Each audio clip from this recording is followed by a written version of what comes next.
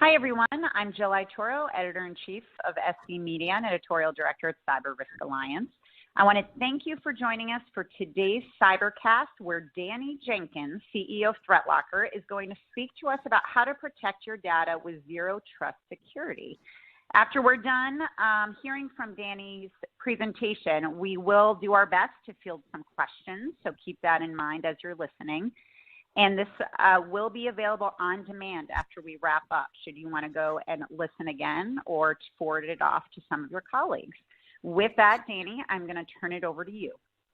Well, thank you for having me here today, Jill.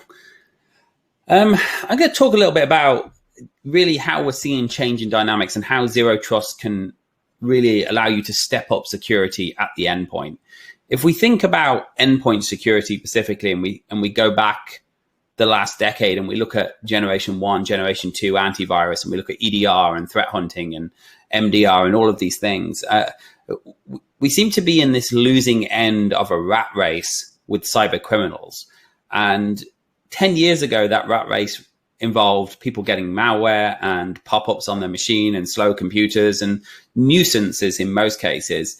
And unfortunately, as we kind of go into we're in 2021 now, and it's not only are we still losing, are we always one step behind the bad guys, but the bad guys are actually causing us real damage now. They're encrypting our files, they're copying our data.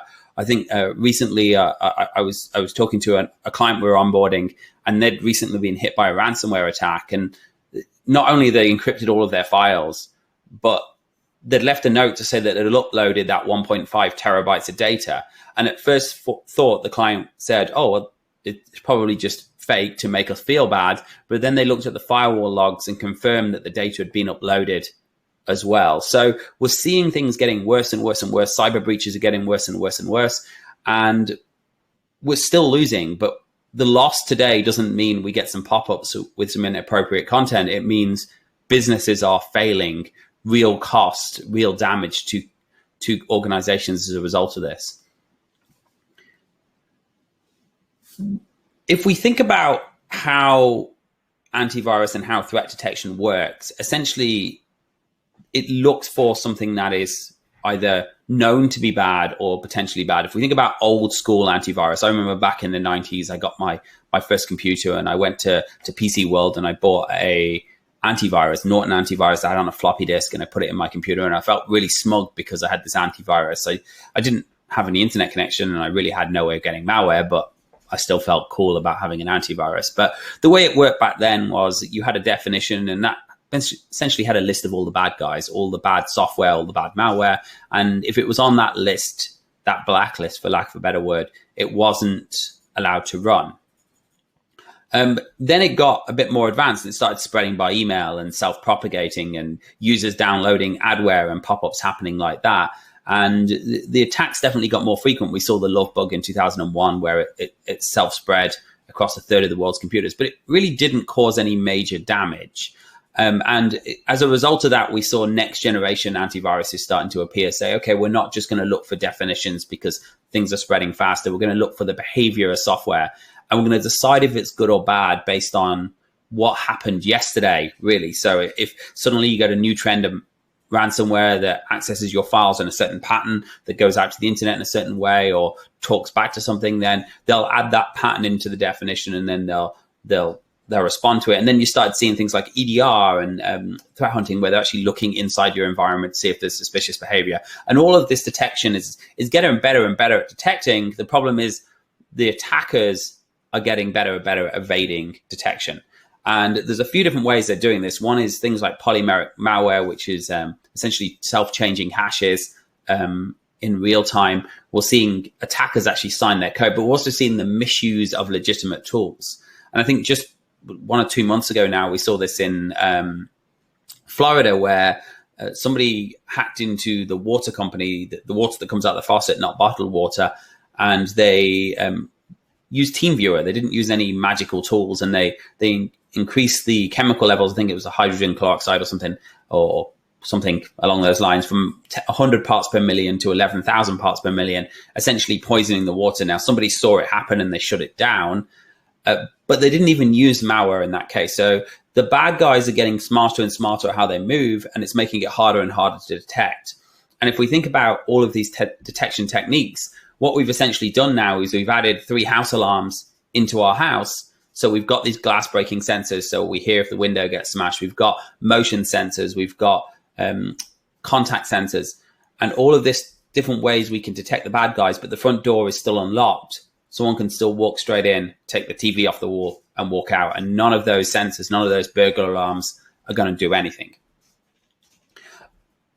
What a smarter approach with security is, and by the way, I probably should have started with this. My background is security. I'm not a sales guy. I'm not, I've been a security engineer. I've been an IT administrator for 20 plus years now. So I've got huge experience in this industry, but in the big enterprise world, they tend to take a slightly different approach to security. And you can refer to this as zero trust or policy driven controls or default deny. But the idea is, instead of trying to add all these layers of detection to try and find the bad guys, you put controls in place to limit what can happen.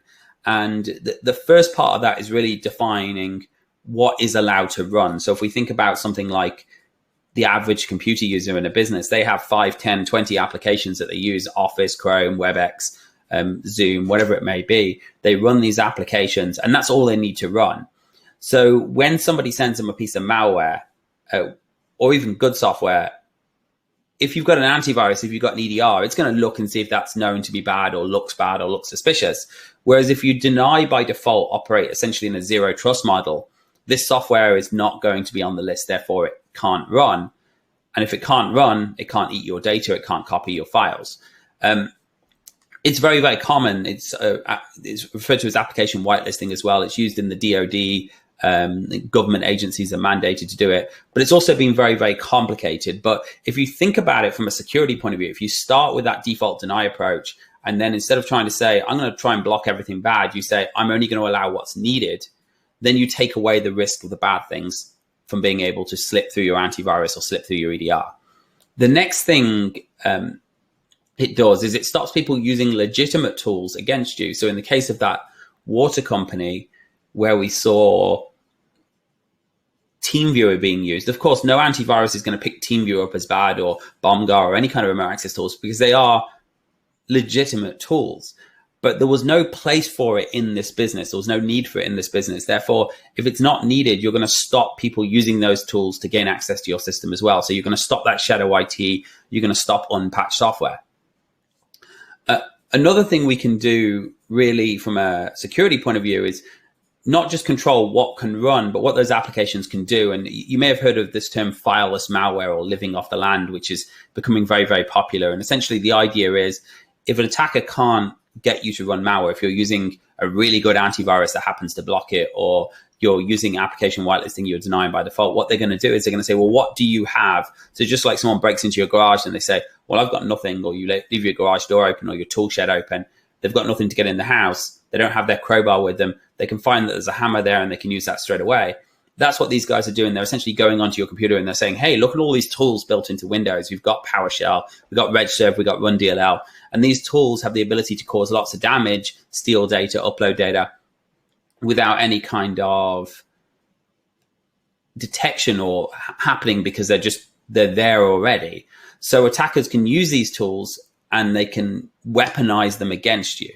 So what we want to do is we want to stop them doing that. So in addition to controlling what can run, of course, if it can't run, it can't cause you any damage. So reduce that surface area as much as you can to as minimal applications that are needed in your business. But once it can run, we can define what it can do. And if you think, okay, I've got, right from a user perspective to an application level, I've got this user, what do they need access to do their job? Do they need access to Microsoft Office? Yes. And the question shouldn't be, am I scared of Office? The question should be, do they need Office? And if the answer is yes, you give them access to Office. They need PowerShell. The answer is yes, I'm going to give them access to PowerShell. If they need all of these files, I'm going to give them access to these files. But the next thing we're going to do is say, okay, what do these applications themselves need access to? So you take something like Office and you say, Office needs to access my files on my network share. It needs to access this site on the internet. it doesn't need to access PowerShell. It doesn't need to access Redshift. It doesn't need to access RunDLL. It doesn't need to access scheduled tasks. So if somebody sends a Word document that has a link in it that calls PowerShell or a macro that calls PowerShell, if Office can't call PowerShell, then that attack essentially gets foiled just by having those controls in place, this kind of ring fencing, deny by default methodology. The same applies with things like Internet Explorer. I mean, we saw at the end of 2019, there was a vulnerability in Internet Explorer that essentially allowed any website you visited to run PowerShell commands on your computer. But hey, there's probably not too many legitimate reasons to run Internet Explorer, but there's no legitimate reasons for Internet Explorer to call PowerShell. So if you can ring fence Internet Explorer, you can put these controls in place. You can say, I don't want it to be able to access PowerShell, RunDLL, Redshift, all these other things. And then you stop that attack being spawned. We saw a similar case in March of 2020 because Zoom picked up. Everyone starts using Zoom. And there was a vulnerability that allowed Zoom. And these vulnerabilities have been fixed in many cases, allowed Zoom to call PowerShell. Again, these attacks can now be launched. People can potentially live off the land directly from your machine. And even if we go on to the Exchange vulnerability that last month, or and the SolarWinds vulnerability before that, quite often these require calling of other processes. So limit the processes your application can control. Don't trust them. Just because they run on your machine, it doesn't mean you should trust them to do everything. Because every time you do run something on your computer, if you download Angry Birds today and open it on your machine, Angry Birds can see everything that you can see as a user. It can see all of your files. It can talk to the internet. It can go to every website you can go to. It can access your data. And if it wants to, it could decide to use it against you. I'm sure Angry Birds wouldn't do that, but there's two concerns you have to consider. One is the vendor potentially bad, or is their code compromised, which is what happened with SolarWinds? The other thing is maybe there's a vulnerability. Maybe there's a bug in the code that allows someone to exploit it. So the next thing we want to do is say, okay, you can't talk to these other applications, but also you can't access my data. You know, I use this game on my computer. It has no reason to access my network shares. It has no reason to talk to the internet except to that one game's website. So if we can ring fence applications, take away trust, keep them in their lane, it means when they have vulnerabilities, because at some point applications have vulnerabilities, they won't be able to eat your data. The other thing you should be doing is putting controls around your storage, making sure, okay, what are my assets that I want to protect? I want to protect my storage. I want to protect my file shares. I want to protect my accounting data. And I did a lot of white hat hacking. And one of the things I would often do is open a remote shell on someone's computer, always with the company's permission. If I couldn't get access to the CEO's data, I would say I'm going to go after someone a little bit lower level. And when they would open their email or attachment or click on something they shouldn't do, I'd open a remote shell on their machine. And then I would start copying files onto file servers using that remote shell, switching out files for files that look the same, served up the original file, but also contain that remote shell. So then somebody else in the company would open that file. So if you can put policies around your storage, it stops people doing that, but it also stops people accessing those files and copying those files. If you can limit which applications can run, access them, of course, always think about the users too. And then even where can they go out to the internet? PowerShell, I'm sure everyone here uses it at some point, or a lot of people here use it throughout their day in their jobs, but it doesn't necessarily need untethered access to the internet. If it can't go out to this website or any other website that isn't trusted, then it can't upload your data or download your files. I'm going to show you some demonstrations of how that works as well today. And these are just some examples of how controls can fit into place. The other thing is always think about what permissions does a user need? Do they need administrative permissions? Don't they need administrative permissions? And what can I do to limit those permissions when I give them administrative permissions? Which apps can run as administrator?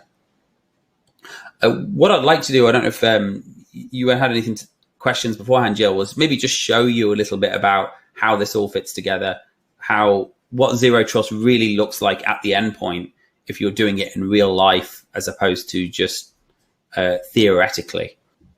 Okay, so I'm going to share my screen here and just very quickly drink some water. Hopefully everybody can hear my screen. See my screen at the moment. So the idea of this is, if you use something like, if you use ThreatLocker, we've taken this idea of zero trust, default deny, and policy-driven security rather than detection security, and we've made it really, really dynamic and flexible. So the first thing to know is deployment has to be easy, because the end goal is block everything by default, control what can run, and can define access to your storage and administrative permissions. But before we can do that, we need to know what's running in your environment and what do those applications need to do.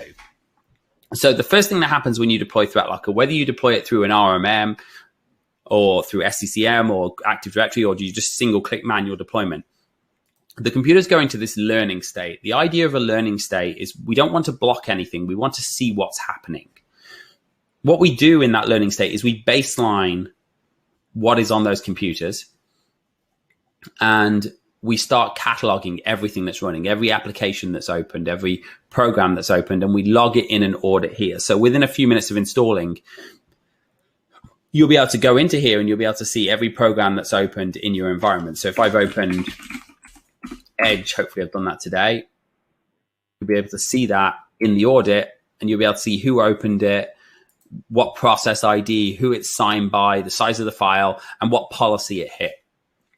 Now, this log is great for forensic purposes because it can show you who's accessing your files, which programs are accessing your files, which users opened which program, what hash they were, and things like that. But we don't really want to use this from forensics point of view. What the goal is here is stop a hack happening so you don't have a forensic log.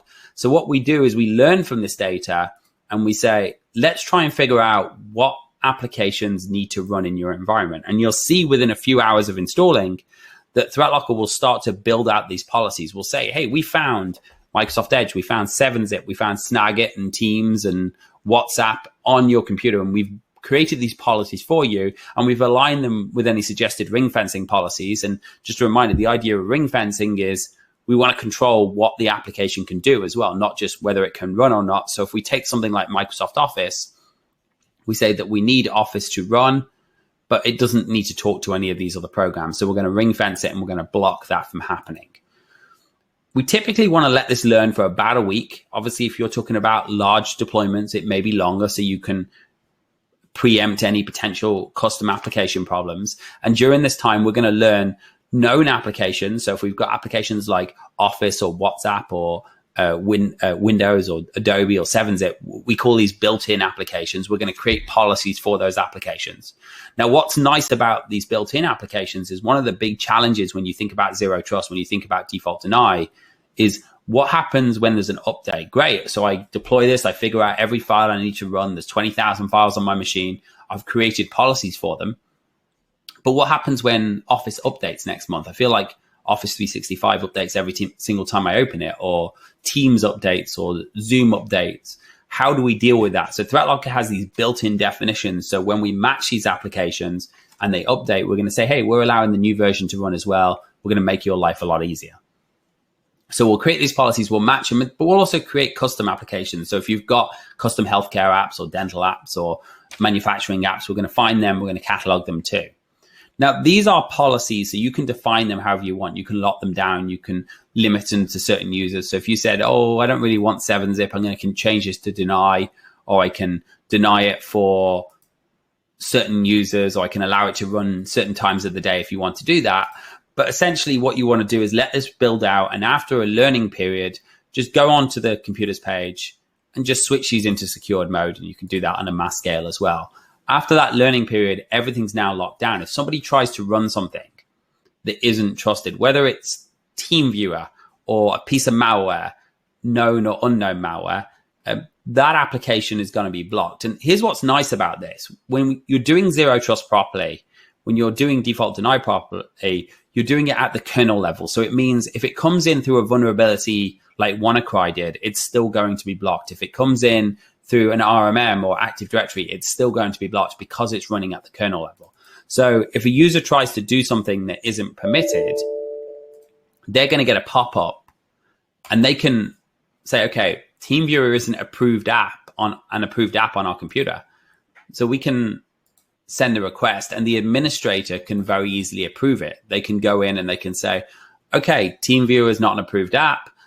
I want to approve this. I want to approve it using a ThreatLocker definition. ThreatLocker knows what it is. We can download it. We can analyze it. We can test it. You can approve it with ring fencing or without. And then you can even do things like say, well, this is an installer. I need the user to be able to run this as an administrator for the next hour. So they can run the installer, even if they're not an administrator, and put it on their system.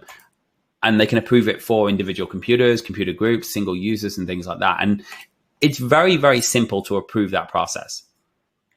Of course, from a default deny perspective, this is very easy. You deploy an agent, you wait for a week, you lock it down. Somebody wants new software, you approve it, and then you can approve it for the entire organization or single computers or whatever you prefer. The next thing is really what I was talking about, the weaponization of software, and we're seeing that a lot. And I want to show you a sample PowerShell script here to talk about how that works. If I go here, this script here literally iterates through all of my documents in my documents folder, and it uploads them to Google Cloud.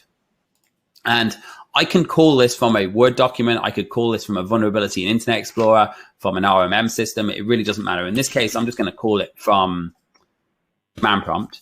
And essentially what it does, calls PowerShell, says, go through all of my documents, and if my carriage return would work today, and upload them to the internet.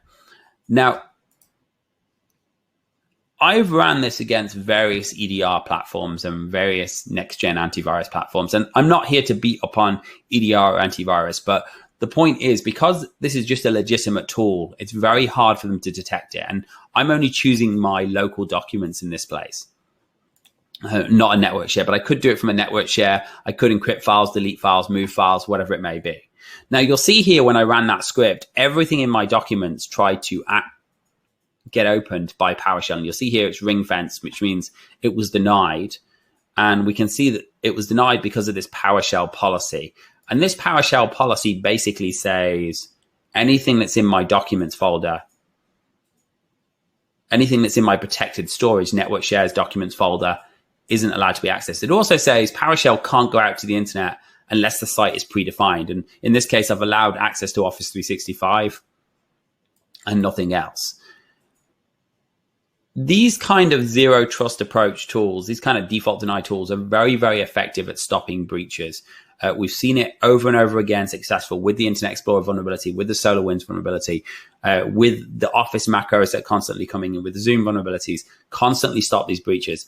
The other thing we can do with them is we can also set policies around the storage. So we can say, okay, I don't just want to limit my storage devices. Hey, I have a QuickBooks share on my network. The only programs that I want to access this QuickBooks share is the QuickBooks executable itself, and only these users. I have an backup share. I only want my backup software to be able to access it. I want to block unencrypted USB drives. And what's great about these policies is not only are they putting these controls in place, but they're also auditing everything. So if a user tries to open a program, if I open a document, if I copy something to a USB drive, that's going to be logged in my unified audit within a minute. Whether I'm in the office or out of the office, it doesn't matter. What we're essentially doing is controlling what can run and then auditing everything that's happening. If you're sitting in Starbucks, copying things to a USB drive, that data is going to be logged here. On a final note, we can also put controls around administrative permissions. Being a local administrator doesn't stop files getting encrypted, doesn't stop them upload, or not being a local administrator doesn't stop you encrypting or uploading files to the internet. But generally speaking, you do not want your users to be a local administrator.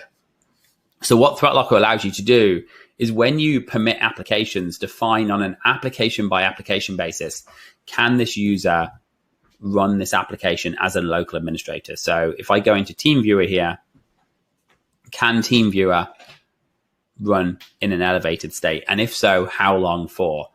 And if a user does need to run something as a local administrator, you can give them maintenance schedules that allows them to do it for a certain period of time, or they can just request it on an application by application basis. So if they try and open something like PowerShell here, it will pop up and say, do you want to request elevation? And they can request that and you can approve it on a per application basis. This makes it easier for you to take away administrative privileges where they're not needed.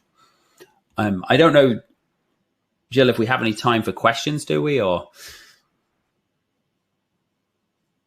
all right, great. Thank you so much, Danny. Fantastic presentation. I do think we have some time for a few questions, if you don't mind. So I'm going to go ahead and just kick that off. First, we have, let's see, we have one comment of someone saying, this is all great, but how much time is this really going to take to manage? So if you think about how the average user uses their computer in a business environment, of course, there are exceptions, but most people who aren't IT people, they have a job to do, and that job revolves around running a set of applications. So that application list very rarely changes. And if it does, it's normally inside the boundaries of the organization. So if you lock this down, you let it learn, you lock it down. If there are any exceptions that need to be created, you create them up front. After that happens, you really don't expect to get any requests from the average user at all. So in most cases, companies that have 2,000 or 3,000 users are going to expect to put a few hours of this a month into managing it, maintaining policies, and making sure everything's realistic. But outside of new applications being installed, you don't really have to do much. And when you do it, it takes a very limited amount of time. The most work you're going to put into this is a few hours upfront, making sure it's configured properly, and then locking it down. And from an IT perspective, you may install more applications, but you have the credentials, you can approve those. It takes 60 seconds to make any approval or change to the system. Hopefully that answered that question. Actually, I want to add a little bit more onto that, sorry. Sure. One of the areas that we often don't think about is we think about the time that it takes to manage, which is very, very limited. But obviously, it's also going to save you time, not just from, oh, I didn't get ransomware, or I didn't get malware, or I didn't have to deal with shadow IT, or somebody's Dropbox didn't fill up, personal Dropbox that was installed didn't fill up their C drive. You're going to save a whole bunch of time there. The other thing is, if you're thinking about SOCs and SIMs and things like that, who are constantly alerting security alerts, those alerts should massively reduce. And they're typically difficult people to hire because security professionals who understand, review these alerts, those alerts should reduce massively because you're going to reduce the amount of software and reduce the amount of threats on your system. Got it. That makes a lot of sense. Okay, we do have another. Let's see. If I am using ThreatLocker, do I need to be concerned about local administrators? So, I mean, local administrator accounts are by definition bad. You generally shouldn't have users running under local administrator accounts. And ThreatLocker is going to give you some tools to help you remove them by allowing the programs that need to run as administrator to run as administrator without allowing the entire user to run as administrator. But people often give local admin accounts more trouble than they're worth. I mean, my biggest concern as a local administrator account is, can they turn off the security software? Now, ThreatLocker has tamper protection in, but not all security software does. And then they have the ability to boot into safe mode and things like that to bypass. So, I mean, generally speaking, you want to avoid having local administrator accounts.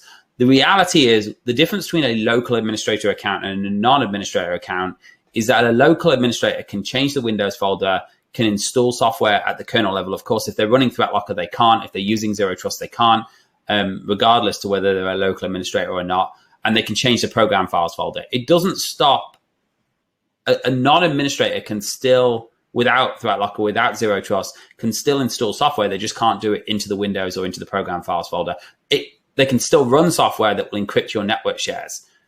They just can't change those Windows folders. Now, me personally, and this is a kind of a personal thing, we don't, and just to set a precedent on this, we don't allow users to run as local admins, but I'm not as concerned about local admins as about what can they run in the first place, because if someone encrypts my Windows files, so what? It's my Windows folder. If someone encrypts my network share, that's a big problem because that's where my data is, or copies my network share. That's where my data is. So yes, it does allow you to add more controls if there are local administrators, and it also allows you to take away that permission.